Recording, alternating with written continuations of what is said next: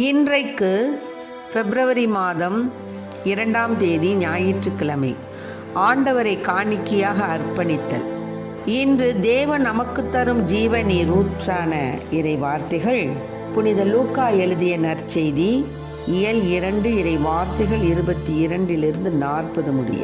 மோசேயின் சட்டப்படி தூய்மை சடங்கை நிறைவேற்ற வேண்டிய நாள் வந்தபோது குழந்தையை ஆண்டவருக்கு அர்ப்பணிக்க அவர்கள் எருசலேமுக்கு கொண்டு சென்றார்கள். ஏனெனில் ஆண் தலைப்பேறு அனைத்தும் ஆண்டவருக்கு அர்ப்பணிக்கப்படும் என்று அவருடைய திருச்சட்டத்தில் எழுதியுள்ளது. அச்சட்டத்தில் கூறியுள்ளவாறு 2 மாடப்புறாக்கள் அல்லது 2 புறா குஞ்சுகளை அவர்கள் பலியாக கொடுக்க வேண்டியிருந்தது. அப்போது எருசலேமில் சிமியோன் எனும் ஒருவர் இருந்தார். அவர் நேர்மையானவர், இறைப்பற்று கொண்டவர், இஸ்ரேலுக்கு வாக்களிக்கப்பட்ட ஆறுதலை எதிர்பார்த்திருந்தவர். தூய ஆவி அவர் பெற்றிருந்தார். ஆண்டவருடைய மெசியாவை காணும் முன் அவர் சாக போவதில்லை என்று தூய ஆவியால் உணர்த்தப்பட்டிருந்தார். அந்த ஆவியின் தூண்டுதலால் அவர் கோவிலுக்கு வந்திருந்தார். திருச்சட்ட வழக்கத்திற்கு ஏற்ப செய்ய வேண்டியதை குழந்தை இயேசுவுக்கு செய்து முடிக்க பெற்றோர் அதனை உள்ளே கொண்டே வந்தபோது சிமியோன் குழந்தையை கையில் ஏந்தி கடவுளை போற்றி, ஆண்டவரே, உமது சொற்படி உம் அடியான் என்னை இப்போது அமைதியுடன் போகச் செய்கிறேன். ஏனெனில் மக்கள் அனைவரும் காணுமாறு நீர் ஏற்பாடு செய்துள்ள உமது மீட்பை என் கண்கள் கண்டுகொண்டன. இம்மீட்பை பிற இனத்தாருக்கு வெளிப்பாடு அருளும் ஒளி.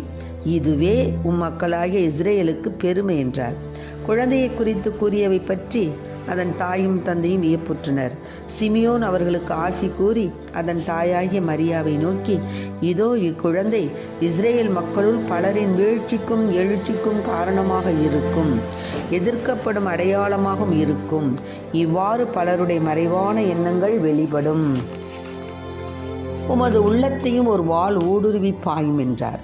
ஆண்டவரின் அருள்வாக்கு. கிறிஸ்துவே மக்கு புகழ்.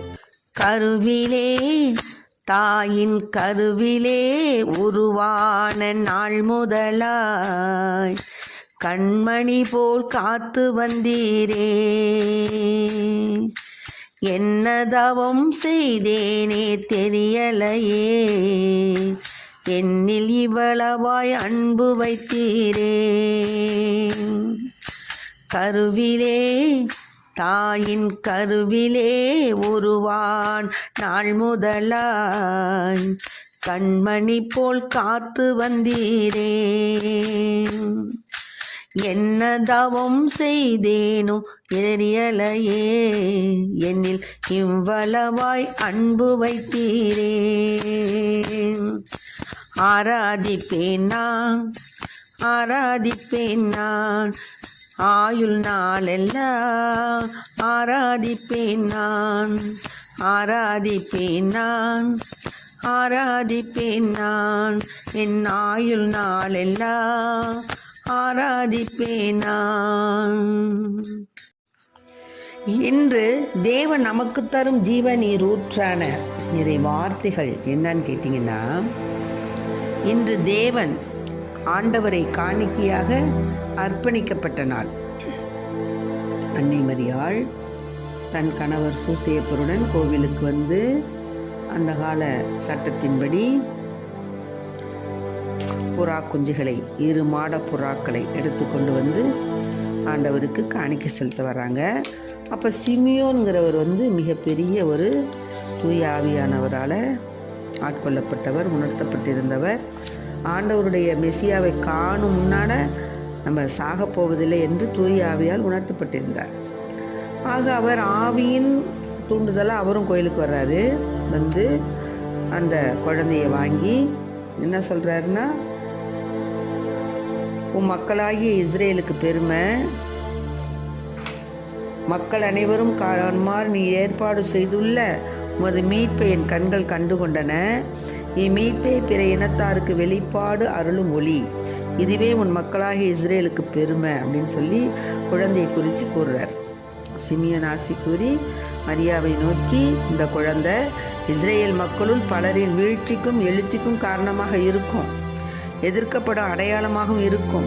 இவ்வாறு பலருடைய மறைவான எண்ணங்கள் வெளிப்படும், உமது உள்ளத்தையும் ஒரு வாள் ஊடுருவி பாயும்னு சொல்லிட்டார்.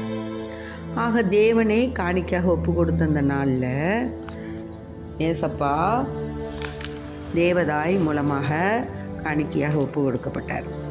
இப்போ நம்ம பார்த்தோம்னா எத்தனையோ குழந்தைகள் எருசலேம் ஆலயத்தில் காணிக்கையாக ஒப்பு கொடுக்கப்பட்டாங்க. ஆனால் இந்த குழந்தை மற்ற குழந்தைகளோட வித்தியாசமான ஒரு குழந்தை. உலக வரலாற்றையே மாற்றி எழுத பிறந்த குழந்தை. உலகத்தில் மனிதத்தை மீண்டும் மலரச் செய்ய மனித உருவம் எடுத்த தேவன். இந்த இறைவனை பிறரோடு பகிர்ந்து கொள்ள குழந்தையின் பெற்றோர்களான யோசேப்பும் மரியாளும் மிகவும் ஆவலாக இருந்தாங்க. இந்த இறைவனின் வழிநடத்தும் கரத்தோடு பிறந்த இந்த தெய்வீக குழந்தைய இந்த உலகத்திற்கு காணிக்கையாக கொடுக்க எருசலேம் ஆலயம் வந்தாங்க. இந்த தெய்வ குழந்தையும் தன் இறை நிலையை பாராட்டாமல் தன்னுடைய பெற்றோருக்கு கீழ்ப்படிந்து அறிவிலும் ஞானத்திலும் வளர்ந்தது. என்ன ஒரு எடுத்துக்காட்டான குடும்பம்! 2000 வருஷங்கள் கடந்து ஓடினாலும் நாசரேத் ஒரு குடும்பம் என்றால் எல்லோருடைய மனதிற்கும் நினைவுக்கு வருவது இந்த எளிய இயேசு மரி சூசை, அந்த இறையருள் நிறைந்த குடும்பம்தான். அந்த நாசரேத் குடும்பத்தை பற்றி நாமும் பின்பற்றி நடந்து நாமும் நல்லதொரு குடும்பமாக வாழ முயல்வோம். ஆமேன். Praise the Lord. மரியே வாழ்க.